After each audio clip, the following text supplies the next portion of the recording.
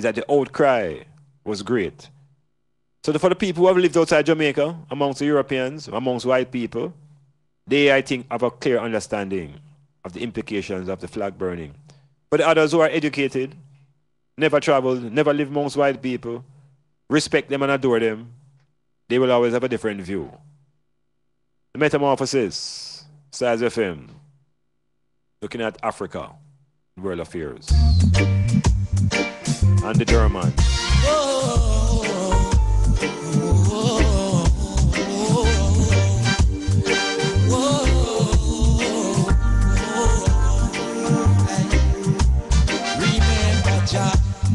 Even them a call it Jehovah.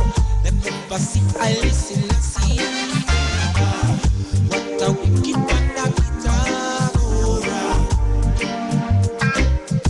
I have a worldwide rule with me neighbor as a one-stage children creator.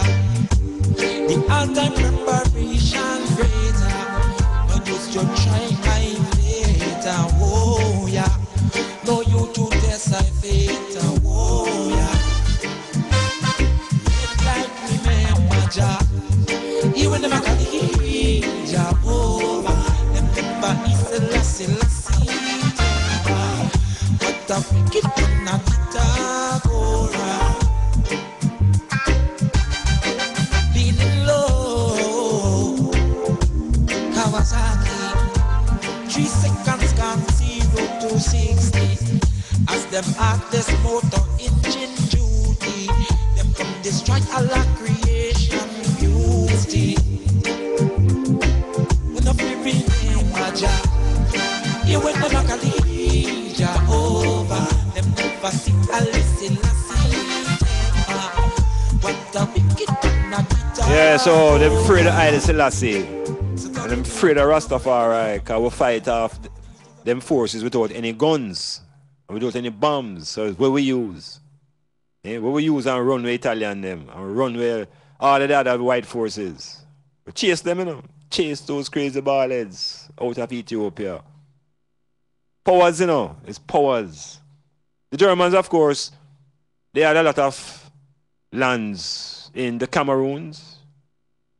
They controlled places in Rwanda, in Burundi, a lot of Tanzania, Namibia. They control Togoland. So we're not going to underestimate these people, you know. Yeah, man, them see themselves as the most superior of white people on the entire planet. So they don't do us any favors. Even the language of the Germans denigrate black people, you know. Yeah, man, when them talk about negative things, them talk about Negro.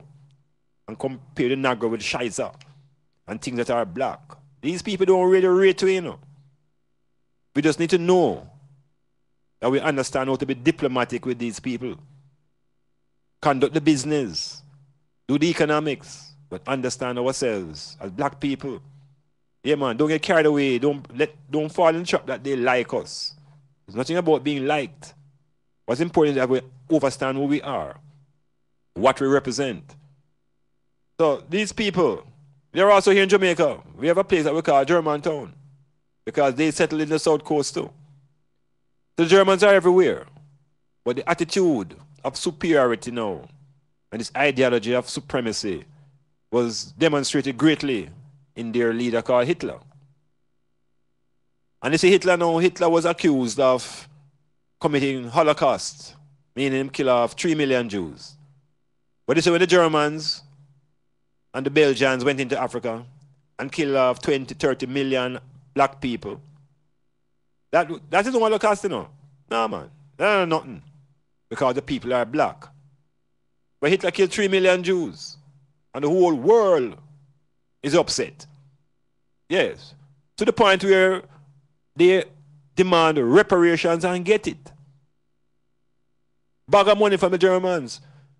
But when the Europeans, along with the Germans and the Italians, went into Africa, when Belgium, Leopold of Belgium killed 20 million Africans in the Congo, and when Cecil Rose killed another 10 million in the South, these are not Holocausts. Eh? If these are not the Holocaust, then what Hitler did was a little picnic. Hitler did nothing. If you're going to call what happened to Africans just, bad luck. So if we look at the story carefully and recognize now that there has been an African Holocaust brought on by the Europeans. And out of that Holocaust, millions, hundreds of millions of Africans, black people have perished. So when Rastafari rise and demand reparations, it sounds odd. Because how dare any group of black people get up and talk about reparations? We should be glad that they saved us. This is the teaching. So when we look into this advertisement that has triggered off so much, it has taken me into Africa. It has taken me into Germany. It has taken me into the German route and journey into Africa itself. It's in 1936, to show you the extent of the supremacy. Hitler, then the Chancellor, got a chance to hold the Olympics. And you see, at the Olympics is a test of strength, a test of speed. Everybody starts at the start at the same time. Nobody gets a jump. So this is the point where you prove superiority. Whether you want to believe it or not, you must know it. It's in the sporting arena that superiority is proved, one against one. Not in the classroom, because people reflect their cultural backgrounds and their socialization in the classroom. It's out into the contesting play field, one against one, is the ultimate test. And so Hitler thought that to prove his theory that white people were superior, the Olympics should be held in Berlin, 1936. And the Germans would win, so he hoped. But when the black man showed up, named Jesse Owens, and won not only the 100-meter sprint, but won 4 medals, Hitler get up and walk out of the stadium. Hitler actually refused to shake the hand of the Olympic champion. The way he was hurt, and the way the theory of supremacy was dismissed in one day. Jesse Owens didn't feel bad that Hitler didn't shake his hand. What made Jesse Owens feel very, very bad was when he went back to America and the president of America refused to invite him to the White House. Same type of racism, same type of superior mentality, the same struggle. Black people have to rise above this inferiority mentality. Make you think conscious and think positive.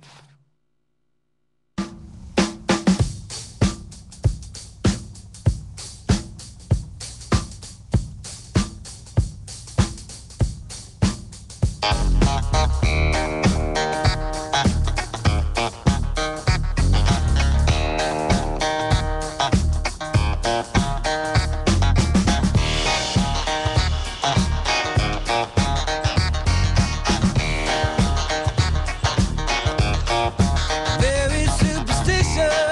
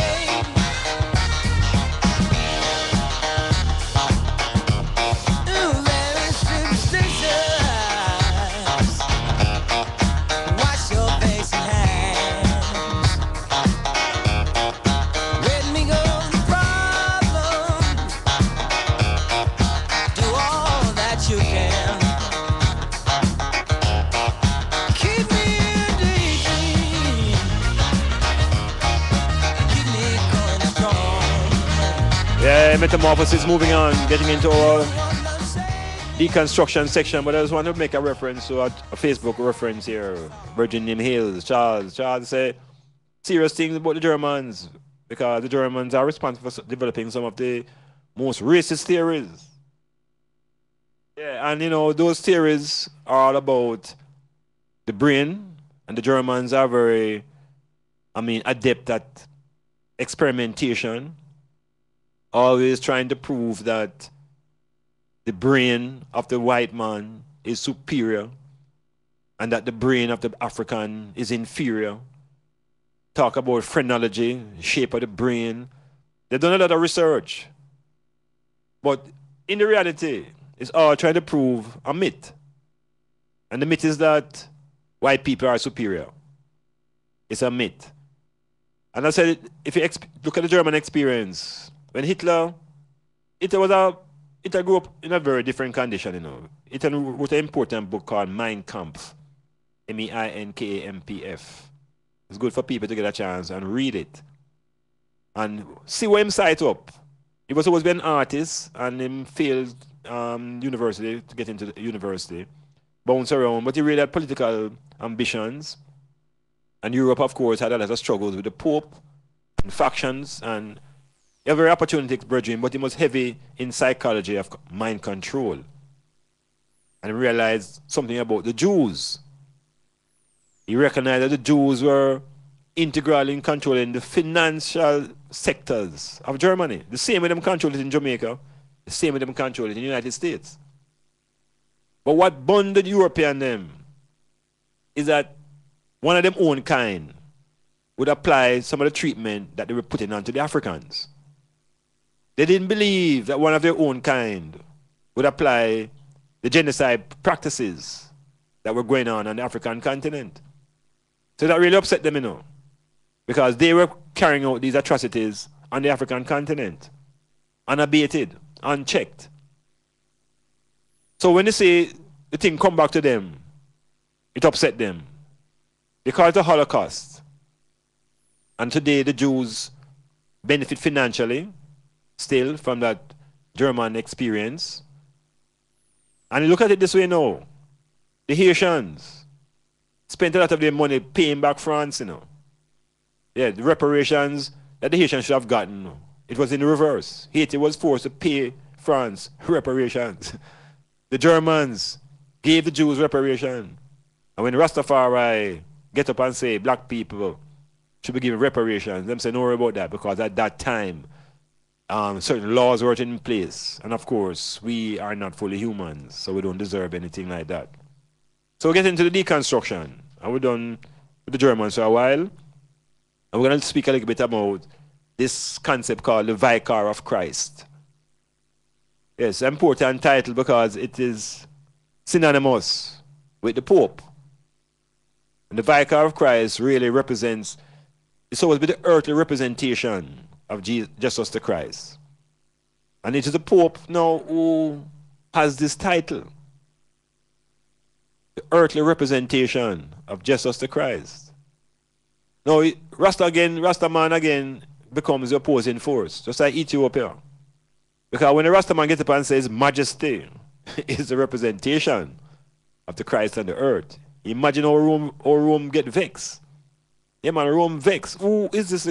Who are these black people talking about them know who is a representative of Christ on the earth when we have him here in Rome? So the struggle goes on. The Roman Empire still is at work. So when Rastaman and the people in general are a bonfire upon Rome, we could leave Babylon a little bit. Do some research on Babylon. Recognize that the Babylonians helped to develop calendars and astronomy and the power of the black people in Babylon. It is a Roman Empire led by the church that is controlling over 1 billion brains. Right now, the Roman Catholic Church is headless. So 1 billion people do have the head right now. They're just floating around, waiting for the head to be appointed. How many of you get caught into that? How many right now headless? How many are headless because there is no Pope? There's no vicar of Christ. So who's representing you now in this period of no pope? You don't say that trick. It's a conspiracy.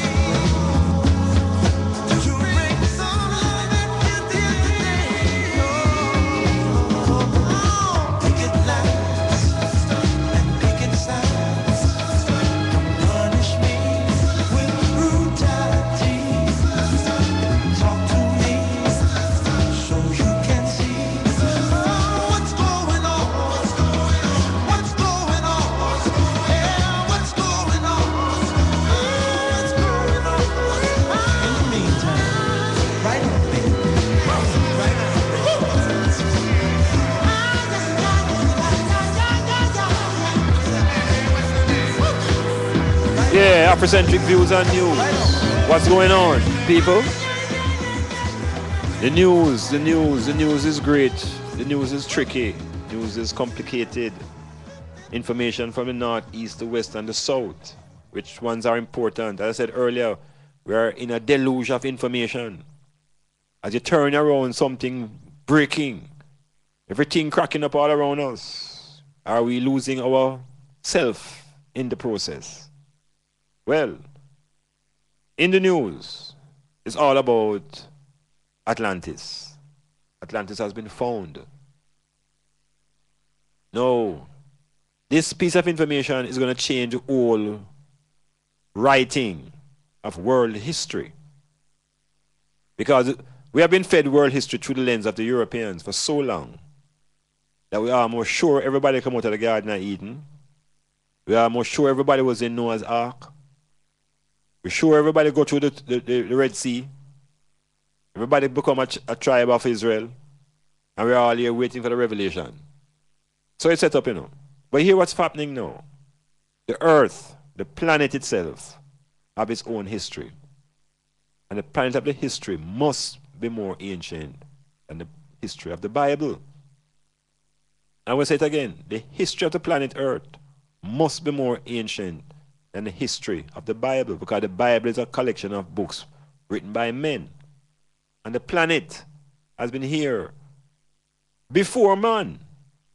We can say that to the point wherein if man lives on the surface, the way man survives is by breathing oxygen and by having water.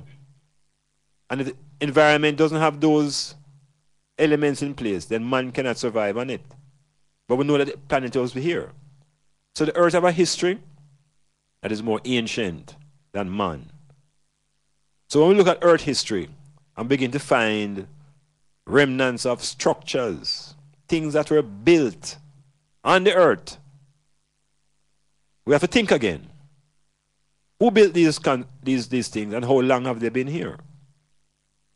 Now we hear about the history of the Garden of Eden. Most people can't carry these minds and their thoughts anywhere before the Garden of Eden. And that's where everybody came out of, right, out of that garden. Now, as a youth, I used to read a lot of comic books. I was a fan of DC Marvel Universe. Yes, I always was conscious of Dick Tracy.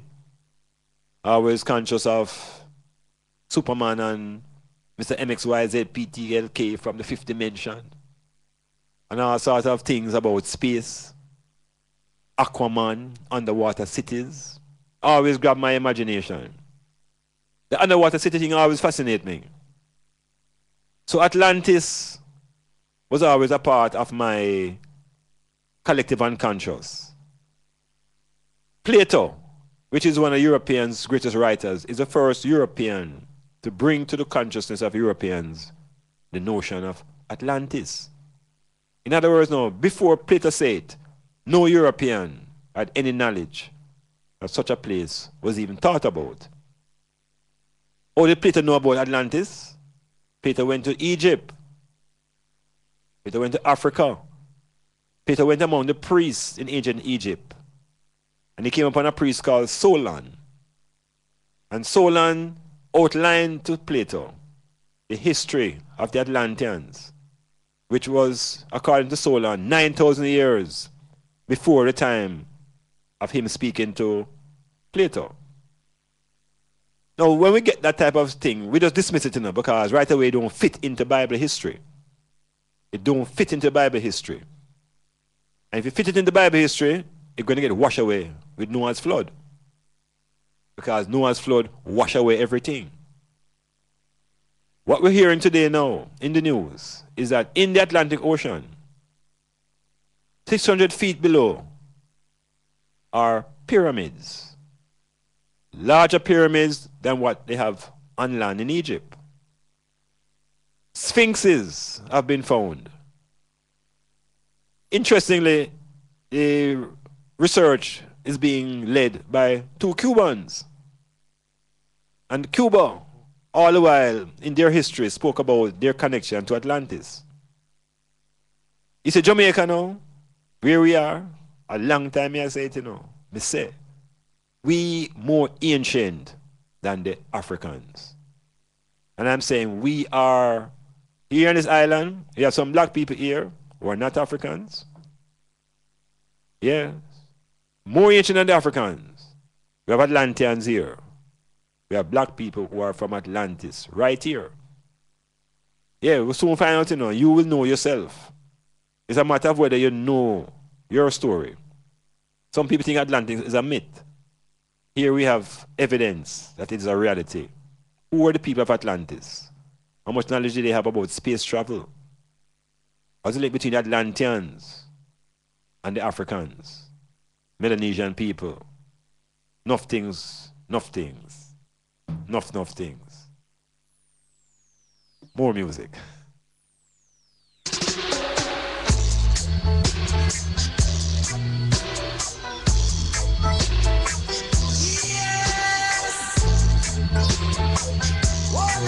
They say the Bermuda Triangle. It's a triangle is the foundation of Atlantis.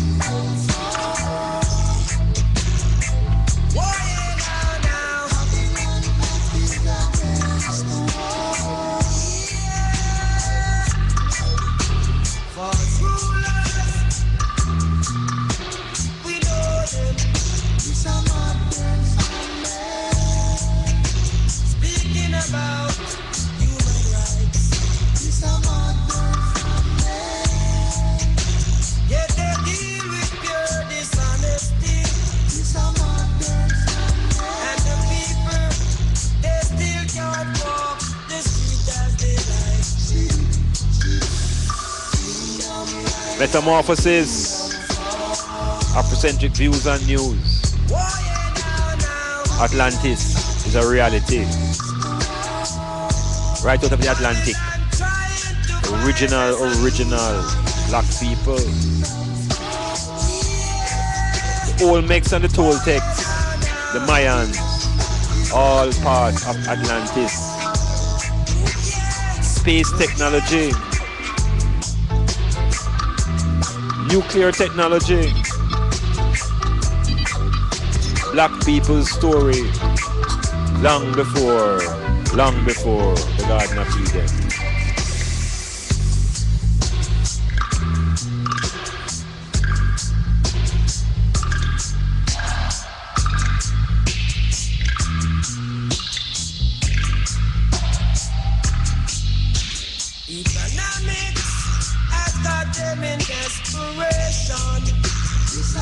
So the Atlanteans now, you think them had Jesus in them consciousness? Eh? Thousands of years, 50,000 years before the birth of Jesus the Christ. Irrelevant.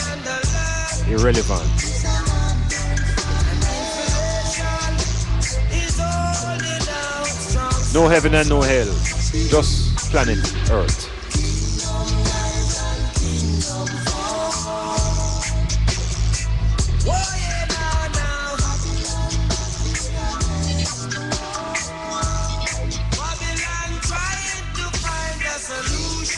Babylon trying to find a solution. What are they going to explain to the ones and the ones who believe in Jesus the Christ and God and the Father and the Son? What are they going to explain to these people the rising of Atlantis out of the ocean? What are they going to explain to the believers about the Son of God? What the believers are going to realize that yes, there is a Son of God, but the Son of God shines in the heavens. The S-U-N of God. Yeah, the deception is going to come off the people in face very quickly. Because there is a Son of God. There are several sons of God. There are also daughters of God. Because it's a family. It's a family. So, we're looking at Atlantis in the news. And we're also looking at Mars. Because everything is connected, as much as they seem far apart. The Mars probe, the Odyssey, the Curiosity has uncovered information that force even Benedict out of office. Because this new data is showing that there are building blocks of life on the planet Mars. And with these building blocks of life, it suggests that, as a matter of fact, they are asking people to volunteer to go to live on Mars. The whole idea is that it will be a one-way trip. Yes, there will be no return to Earth. The strategy is to try to colonize Mars with human beings. It's a serious effort, because what the Europeans have discovered is that Earth itself was also colonized. Yeah, you see, you think, say, everything just come from your sun, everything was always here. No, not necessarily, Planets can be engineered. And if you look at the theory even further, you see Mars, there are those who think that Mars was once occupied by life forces. We're not going to call them people, call them conscious life forces. But there's a belt of rocks. They call it the name escaped me now. This place of rocks going around where a planet was once. The name soon come to me. But the idea is that a planet was traveling in that orbit. And the planet actually exploded. Which is why we have all these rocks. I soon tell you the name. No, man. So, the theory is that it is from this planet that life forces came to Mars. And from Mars, they came to Earth. You see, everything now is open for speculation. But what is happening definitely is that the religious explanation is getting a beating. And so John Paul, or the next Pope, will have to explain to his flock, how is it we can make space for believing that there is a God, And that God not only created life on earth, but created life also on Mars. And that leaves a question now, where is the devil? Is there a hell on Mars? Or is hell only restricted to earth? Is there a hell on Venus? Or is hell just a state of mind on your pocket? Guys, so when you're broke, pocket, hell.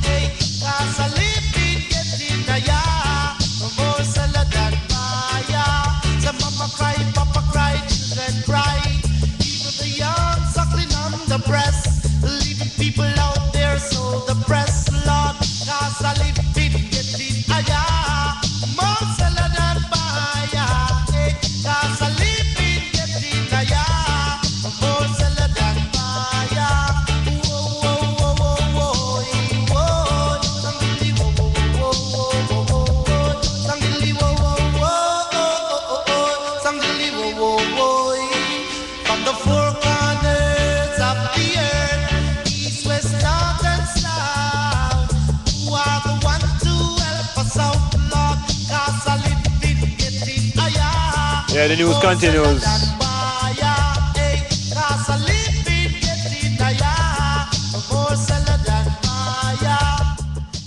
Yeah, Metamorphosis. Doing what we're doing best way we can. Yes. We're looking at the news continuously. Just looking at international news a bit. Looking at the whole idea of what's happening in Mars. Or what's happening in terms of Atlantis and the Earth. And the information that is overwhelming the people, having to make some decisions about how the life begin, where the life begin. Is there a creator? And if there's a creator of life, who created the creator? Yes, and if man really evolved on this planet, is it true that man really came from the animals, or could man really have evolved out of the plants? Yes, because it's about consciousness. It's about expanding our imagination. Now, at the local level now, the money thing in Jamaica getting ridiculous. The exchange rate now, I said it that by March we'll get to 100, and I think we're at 99 now. We're in touching distance after 100. When we get to the 100, the IMF, I think, agreement would have been in place. I think that's one of the conditions, that we bring the money down to 1 cent. It's easy to manage now. So when a man say something costs 10 grand, it means is $100. Right? $100 is 10 grand, or $10. Everything working off along the hundreds now. So we're not having any more problem. The problem we have in Jamaica now is that our goods are being sold as though we in Jamaica living in America. They're selling us as though we are earning American dollars here. And we are not. So the markup is ridiculous. And that's where the oppression really is now, in this concept called profit. We have companies here who are saying that they're getting less profit. Not that they're losing, They're making less profit. So the profit can be less, and the people can become a little bit more easier to live. The JPS is trying some little things now by giving people sort of refunds if they pay on time. At the same time, there's a great portion of the country who don't pay no light at all. That's still not very tenable, not a very tenable situation. And the IMF deal is what everybody is complaining about. I am not concerned about IMF deal. I am more concerned about what is being proposed for employment. We don't hear any plans for employment. All we hear is more plans for more taxes. And taxation without representation leads to war. And everything's being taxed. As a matter of fact, a lot of people in Jamaica now who used to drive, stop drive. Because if they go back on the road and get caught, they may go to jail. Simply because they owe so much money in tickets. I know a man who was 68 years old and just spent 2 days at jail. Because he owed something like $37,000 worth of tickets. So the problem is great. How did the numbers get that big in the first place? And the second thing, how can you just simply attack everybody now to collect because you owe bills that have been accumulated over 50 years? A lot of people have been changing their occupations. We find that even in Jamaica now, certain structured companies are selling more and more poor people food. You can go into certain places and get all dumpling now and things that the man on the street would sell.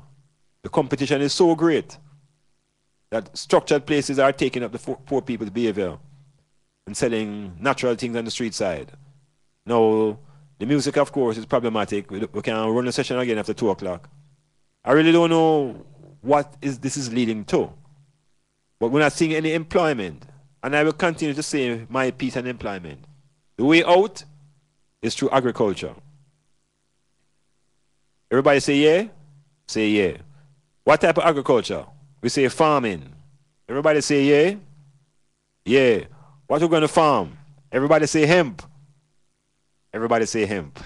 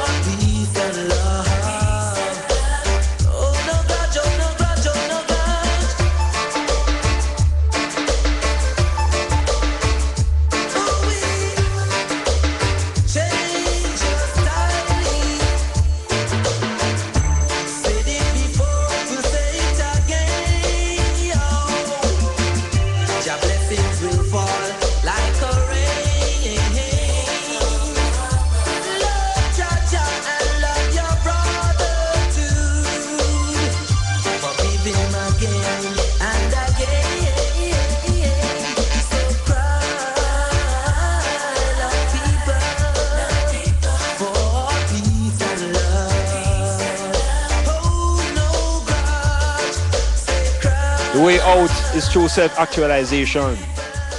And we self-actualize through industrialization of our own resources right here on this rock. Hemp requires no sort of additional drugs to grow it. In other words, no, you don't need any form of pesticide. because hemp kill all pests by itself. Yes, the aroma of the hemp, the plant itself, run with all sort of insects. So what is happening?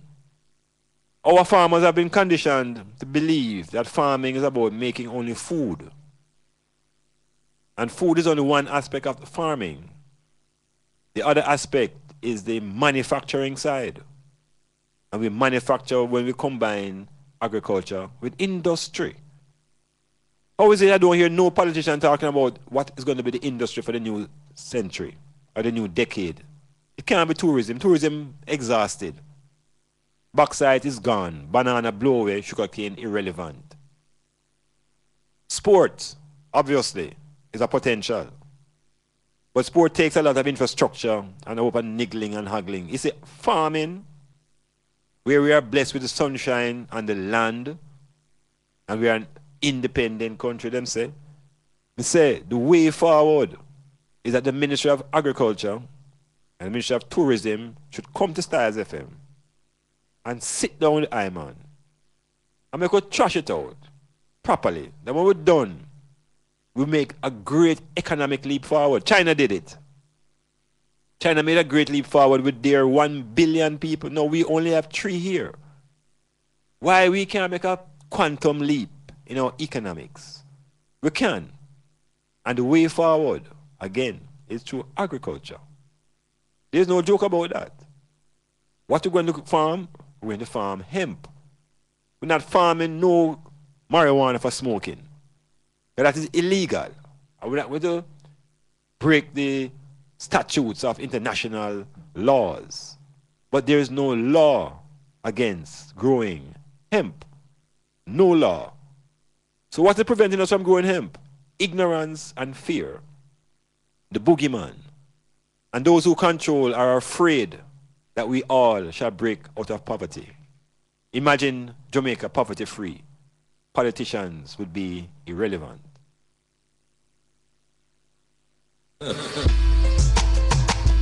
Right at the end. No. The genius. Hey, Sister Bev, who wants some other MC there now? Are you coming to Jamaica? All MCs must come to Styles FM. Styles FM have a little collection box. We're collecting MCs right here.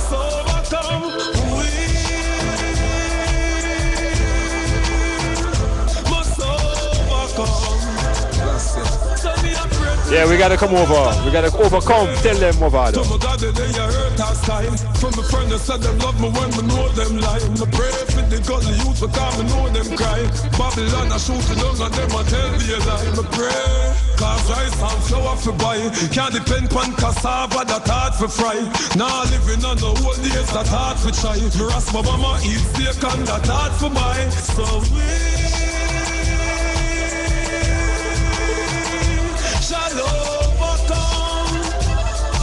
shall overcome, must overcome. We must overcome. Say get the youth some money overgone. Me tired of the damn frustration. Tired of Babylon and them damn molestation. Them know me occupation. So no lock up the sound and lock me in no station. With music of our nation. All it alone people use go through them tribulation. Me attack with the nation. Me no want no demonstration. No, we shall overcome. Shall overcome. Must overcome. We must overcome. That will be done. I know. Me tired of it. Every day, man a dead. Tired of the innocent. Blood a shed. Tired of it. Jamaica run red. People can't sleep in a them bed. Me tired of it.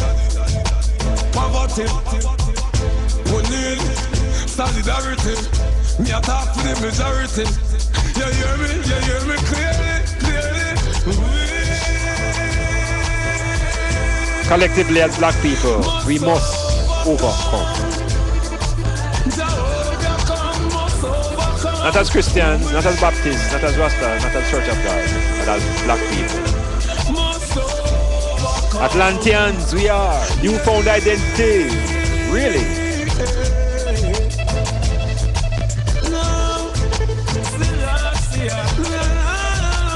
Remember Haiti, considered the pearl of the Antilles. Yes, we are Antillians from Atlantis.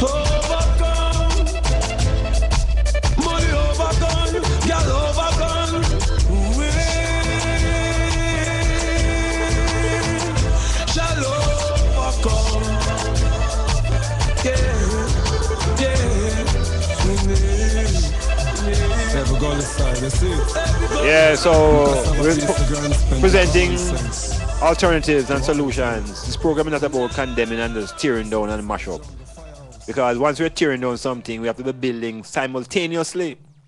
So we end up with always having something. Some people take it easy. It's easier to tear down than to build up. Easier to lose a friend than to gain a friend. Because friendship is about time. But you can lose a virgin overnight. That means, as a matter of fact, you never be a virgin. That means a good thing. So, as we go through the metamorphosis, speaking about economic issues, you see the virgin who kill off him children down, so there's an economic element behind it, you know. And there's also an element of jealousy and ownership and issues that we're going to talk about before we finish.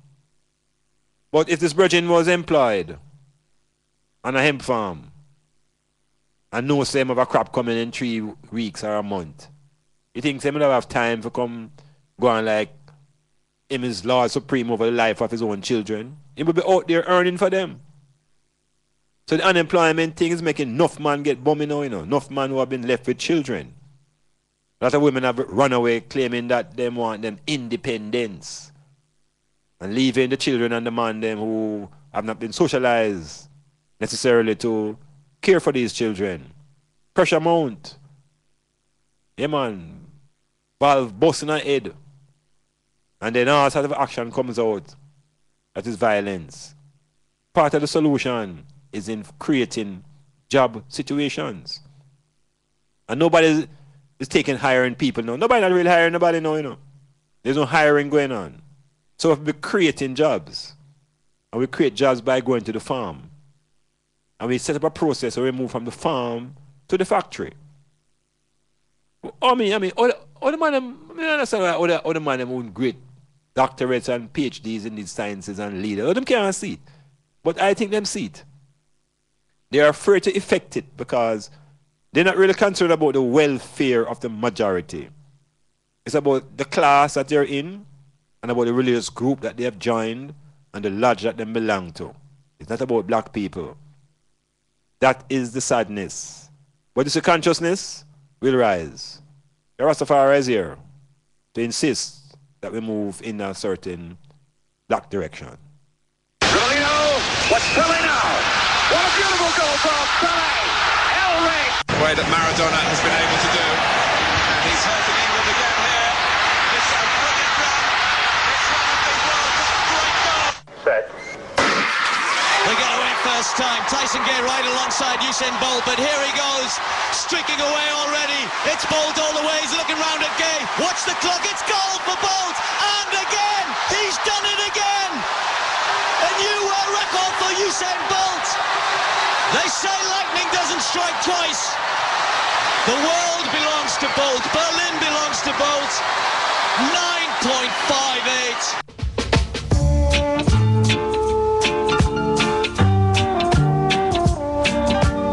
Berlin belongs to Bolt, but Berlin doesn't own our flag.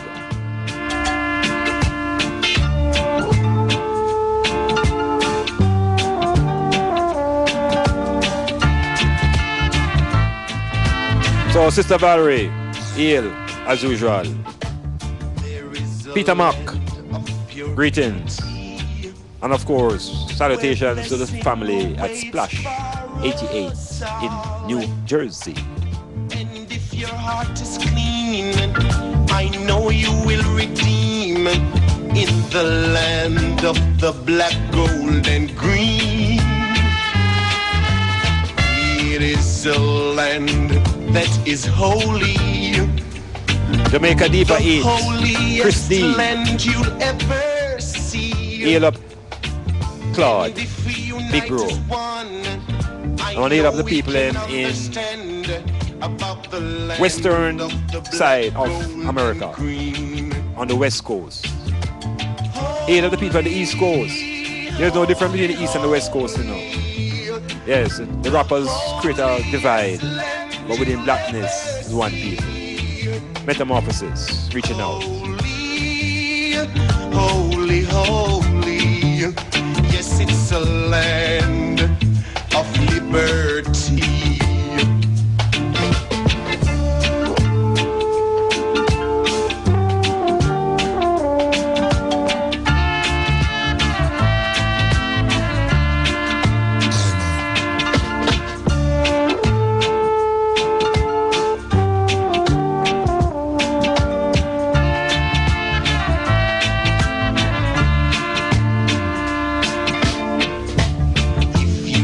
There you will see freedom and liberty. And if you carry yourself well, your children you will tell about the land of the black, gold, and green.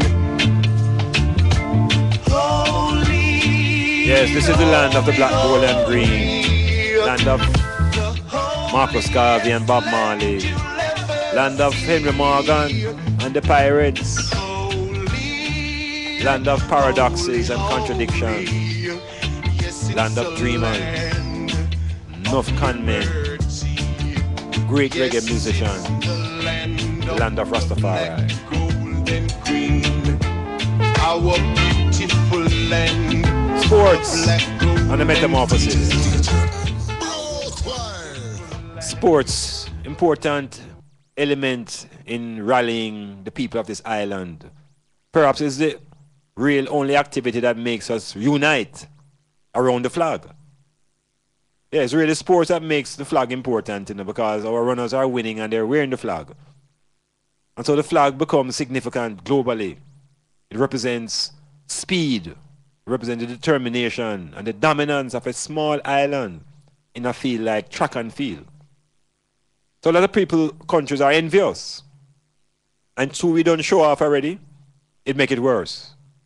We are arrogant people. We are brave people. We're not even Africans, we're Atlanteans. That's why we behave so.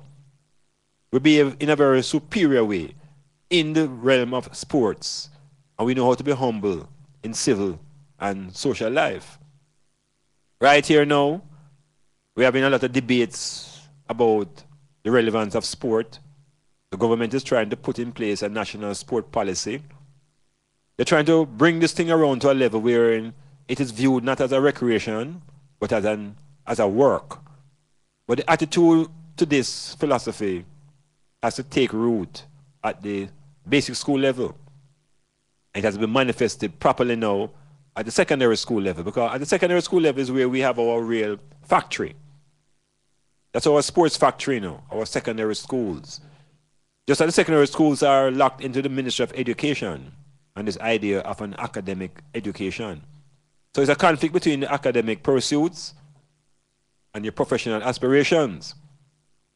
Big, big conflict, to the point where one of our outstanding runners will not be allowed to go to the championships because he doesn't have enough passes.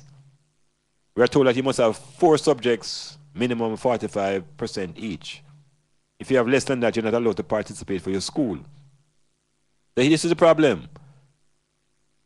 We have professional aspirations amongst our school athletes who are not necessarily academically competent. How do we bridge that? How do we allow the child to develop his full sporting potential, even though the child is dragging and lagging in that academic side? Now, is it fair that a child be punished because he has not met the academic standings while his athletic results are international? These are issues we have to grapple with here in Jamaica. And the principals are holding these athletes at ransom to get grades. And at the same time, these athletes are not viewing grades as a way out, but as but really within their sporting world.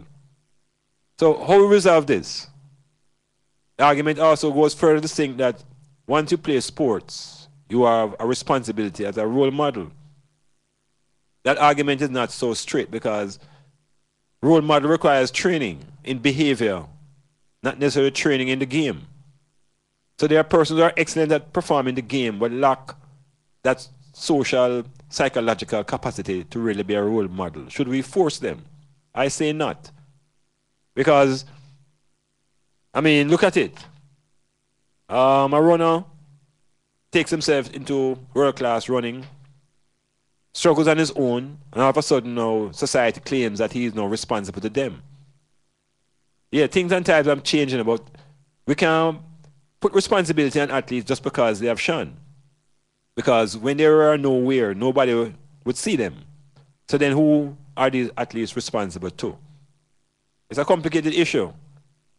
But we have to deal with it because our football is feeling the effect. In our football, we find that our under-17 players must contend against professional players. Very serious.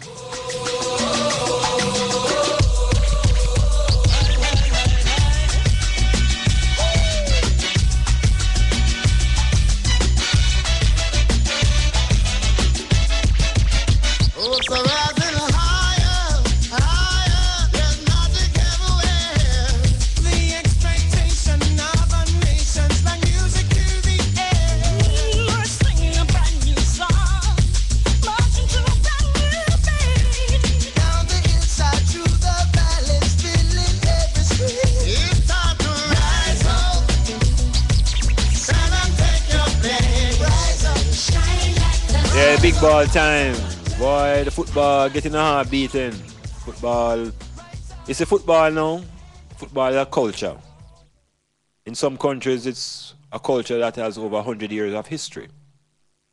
In Jamaica, it is a culture. It's not a culture driven by professionalism. It's a culture driven by amateurism. And those two frameworks of reference, the amateur and the professional, is really what explains the debacle of the under-20 team in that World Cup tournament. So our listeners need to know that under-20 in international football is not youth football. That's the first thing you need to put clearly in our minds. Under-20 is not youth football at the international level. At the international level, youth football is like under-14. Those are youths, 12 and 10 years old. So when we send those our 16-year-old and 17-year-olds who are CXC students and part-time footballers and ask them to take on the might of Mexico and Panama, whose 17-year-olds and 16-year-olds are full-time professionals, it's like asking the JDF to line up against a set of cadets.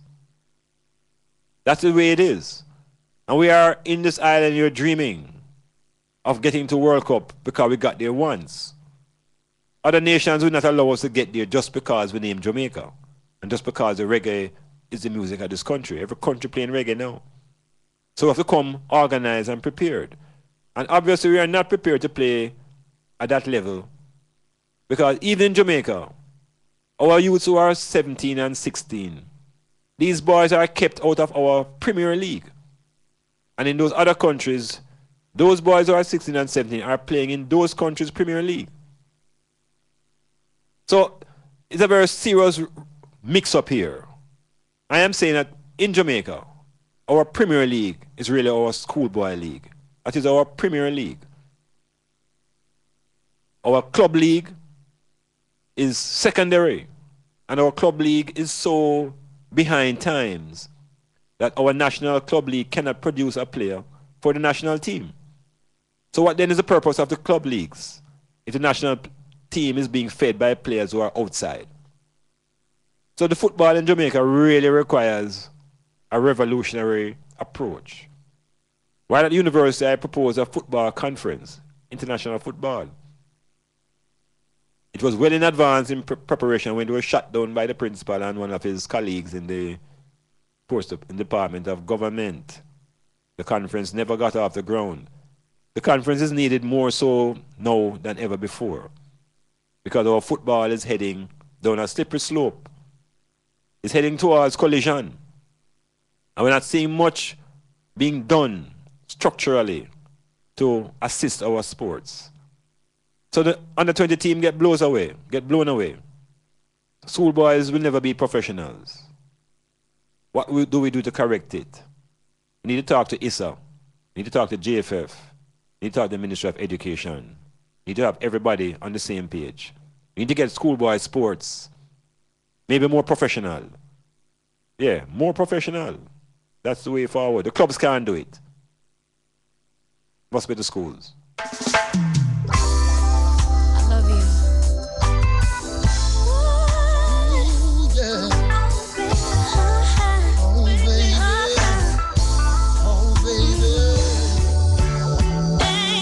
Cause when a man love a woman and a woman love a man, a judge a blessing. When I love you and you love me, I judge a blessing. Cause when a boy love a girl and a girl love a boy, a judge a blessing. Like I love you and you love me, I judge a blessing. Well, it is a must. Loving you, my dear, it's my life priority. Just bless me with your smile. I love your simplicity. I'm dreaming of tomorrow for me and you. I'll make you my reality, girl. I will be the woman to satisfy your need. You can count on me through thick and thin, supporting you do everything. Cause when a man love a woman and a woman love a man, Metamorphosis, moving into Alpha and Omega. Like I love you and you love me, I judge a Yeah, this is a section that we talk about males and females, and I want to again reflect on the tragedy that took place in the western region of Jamaica, where this young man slaughtered his 2 children and killed himself. Now you see the man and woman and children issue, we have to look at it from a different perspective. We have to re-examine what are the roles of the males, what are the roles of the females. We have to begin to check out how do we form these relations, and what is the value now of children. Because this case, to me, kind of touched me in a kind of way that, you know, it makes me wonder seriously about how do we view children? Are children really pawns? You know, is it that, because look at the relations. A man and a woman meet and them just overpower each other with sex. Each one just looking at each other's sexuality. Man more so than the woman. And the woman is very interested in the financial, economic side. So here we have 2 people, one looking in one's pocket and the other one looking in the other one's front, literally. So when they come together, it's passion, it's emotion, sexual energies rise. Oftentimes, there is no plan for any offspring. And sometimes this is the genesis of the problem. Because everything is nice. Each person take care of themselves, and to an extent they help each other. When the child comes into the picture, the dynamics change radically. And people can help me to understand. Suddenly there is a contest over who owns the child. Yeah, the ownership issue. No, up to today I still don't over that yet. I mean, I kind of see the power struggle between the male and the female. But now it's about who owns the child. And the woman tends to believe that she is the owner because she carried a picnic. This is the talk. So the man has been sort of emasculated, sort of put on the sidelines, to the extent where in certain places the man has struggled to get into the delivery room. Because the tradition has been that the man must stay out because it's woman business. So childbirth, we need man to get more involved with the birth of the child. We need women to break down that wall, that give them the feeling, say, all of these things is woman business. And she don't get the sperm already, so the man don't busy with nothing else. These are problems that manifest later on in the relation. Because, see, the child sometimes becomes a pawn. where the woman just decides the man have to pay certain penance for him to see his own child. All these things are problematic, you know. That man now start go to the other extreme and start take with the picnic them. So this battle that we're having between who owns the children is something that we have to begin to burn out and recognize that when the children are born, we don't own them. We have a responsibility to help them to come to know themselves. Our responsibility to help them to come to become self-reliant financially. The ownership issue is deeply rooted at enough of the violence between male and female, particularly after the child is born. The child is sometimes used as an economic wrench to ensure that the man spends some money. But they hear the problem get greater. What about the women with 4 fathers for 5 different, or 5 fathers for 4 different children? Problem become deeper because it becomes an economic situation, and who is the victim? None other than the child. In this case now, in Western Jamaica, this man, relationship break up, and oftentimes in relations, people want to own each other. There's another problem. My girl and my man. Once we get to a point where we can't relate and have to separate, it's suddenly a dead situation. Nobody should try to own anybody else. We should try to build a relation. And the relation is not working. We must find a way to work ourselves out of the relationship. Reasoning, counseling. It can't be violence. So issues between male and female requires reasoning, requires counseling, requires a bit of patience, requires some knowledge of our own Black history. We need the family. The family is the foundation to the nation.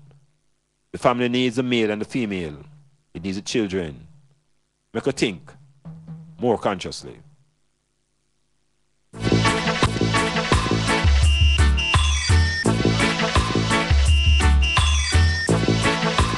I shall sing as long as I live, and as long as I live, I shall sing, and I shall sing as long as I live, and as long as I live, I shall sing. Even though I'm old, but I'm young, a little weak, but I know I am strong, old enough to know what's right, young enough to dance all night, too weak to hold it back, strong enough to give your heart attack. The situation sweet my soul as long as I live. I shall sing as long as I live, and as long as I live, I shall sing, and I shall sing as long as I live, and as long as I live, I shall sing. In my days I've seen many I want to hear up the people in Toronto. Hear up Kasha Blak and Yandri C. Hear up Ja Child, the Lioness. Hear up the little people down in Windsor, people in Buff Bay, Port Antonio, Golden Grove, Port Maria. Harbour View. I shall sing as long as I live, and as long as I live, I shall sing, and I shall sing as long as I live, and as long as I live, I shall sing. I thank God that He made me to sing to the world all over. Love message I'll bring.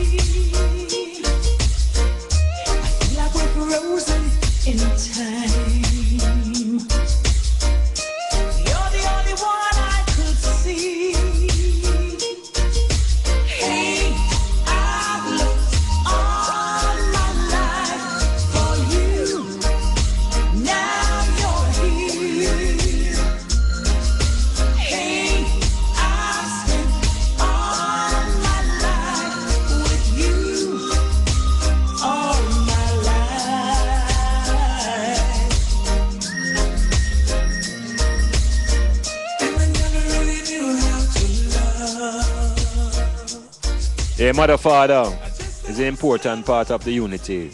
We need to get that section of our relations going, you know, the male, female. We can't go around it, you know.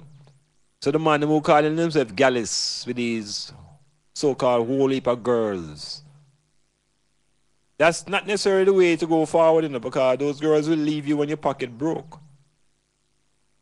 We need relations with people that we can communicate with, share ideas, reasoning.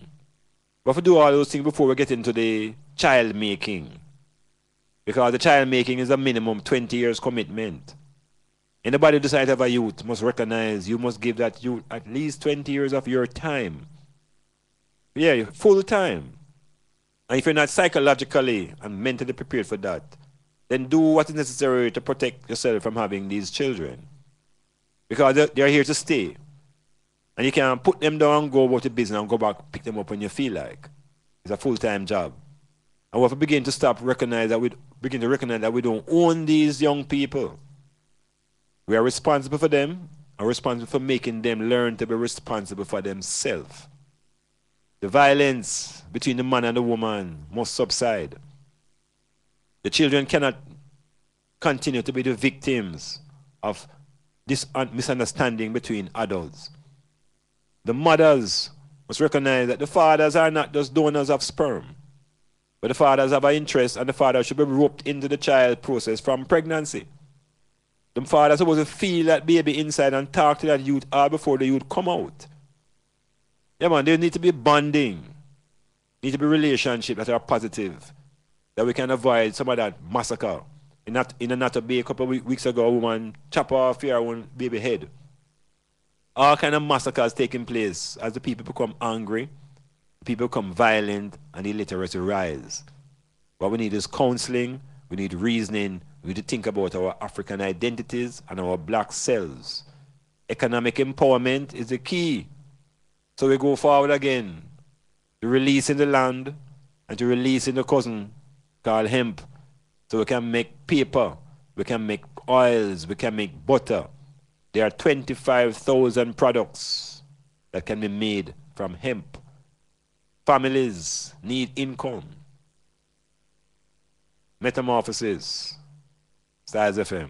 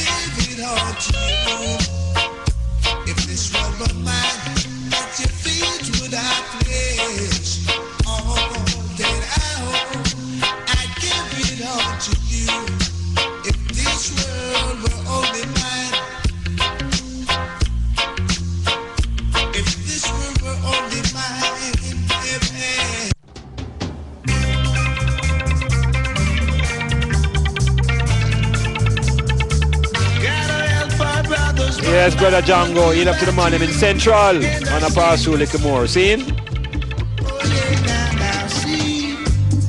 I'm sure my days will be long and my nights won't be few. Through the visions that's in me, I can see clearly where there is gonna be peace, love and harmony, black understanding among my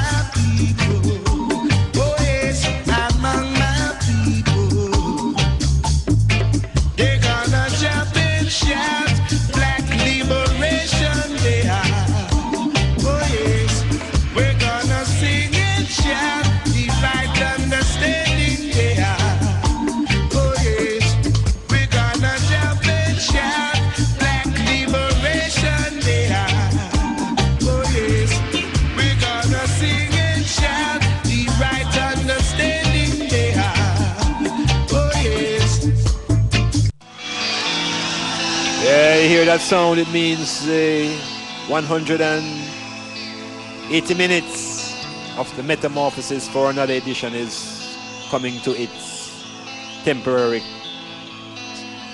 point of rest.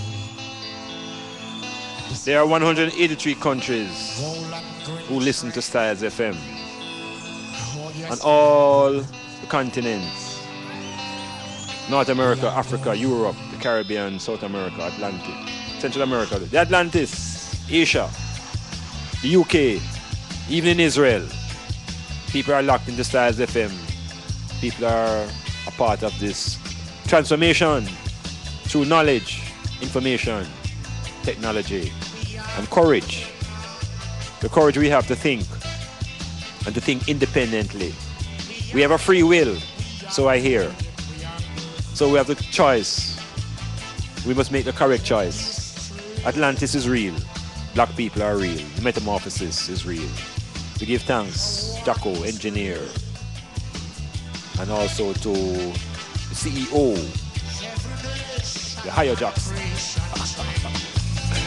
Metamorphosis, giving thanks and praises. Ilosa, Makonnen, Rastafari, Iman Blak, out.